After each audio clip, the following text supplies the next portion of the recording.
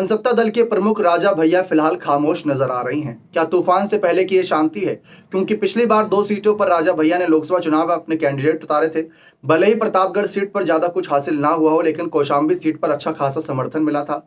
अब समर्थन बढ़ता देख राजा भैया का कॉन्फिडेंस भी बढ़ा होगा कि इस बार सीटों की संख्या बढ़ा देनी चाहिए या फिर अपने प्रत्याशी को जल्द से जल्द ऐलान कर देना चाहिए।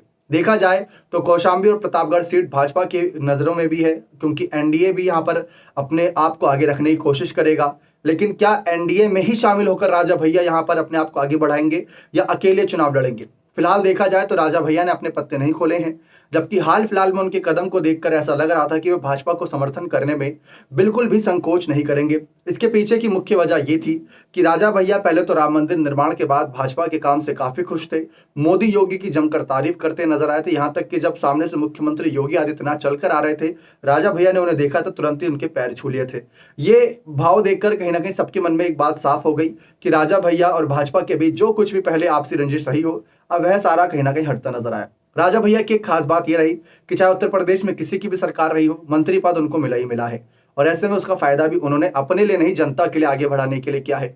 अब बात सारी यहाँ पर आके टिकती है कि राजा भैया का गठबंधन पर क्या फैसला है, और उनके फैसले से क्या अखिलेश यादव को सबसे बड़ा नुकसान होगा। क्योंकि अखिलेश की अगर बात करें तो सपा और कांग्रेस गठबंधन में है, उनकी भी नजरें इन्हीं सीटों पर रहेंगी। उनकी नजरें इस बात पर भी रहेंगी कि उनके पुराने साथी उनका साथ दें। राजा भैया ही पुराने साथी ही रहे समाजवादी पार्टी के, आप भी जानते हैं नेताजी के साथ उनके क्या रिश्ते थे।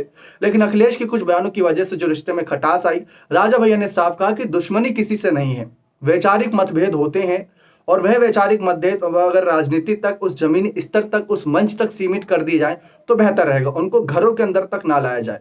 जब नेताजी का निधन हुआ था तो राजा भैया खुद मिलने पहुंचे थे हॉस्पिटल में, पूरा एकदम भावुक नजर आए थे, तो वो क्षण भी सभी के लिए भावुक कर देने वाला था। लेकिन फिलहाल तो आम चुनाव है और राजनीतिक रूप से अब इनको देखा जाए तो यहाँ पर शायद भावनात्मक रिश्ता उतना काम ना आए। यहाँ पर राजनीतिक विरासत को नहीं, बल्कि राजनीतिक पार्टियां जो हैं, अब जनसत्ता दल के प्रमुख हैं, उनकी पार्टी के 2 विधायक हैं, उनके साथ साथ यहाँ पर अपनी पार्टी के सांसदों को ही बनाने का काम करेंगे। अब फिलहाल तो एनडीए की तरफ से साफ है कि 1 सीट सुभाषपा को दी गई है, 2 सीट जयंत चौधरी को दी गई है, 2 सीट अपना दल को दी गई है। अब उसमें राजा भैया की पार्टी का नाम नहीं है, और उसमें निषाद पार्टी का नाम भी, संजय निषाद का भी नाम नहीं था।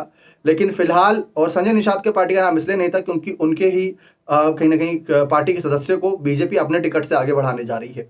अगर ऐसे कुछ एनडीए में जाकर राजा भैया के साथ भी होता है तो क्या उसे वो स्वीकार करेंगे या अकेले ही उतरेंगे? इस पर भी नजरें बनी हुई हैं। बने रहे चैनल के साथ। बहुत बहुत धन्यवाद।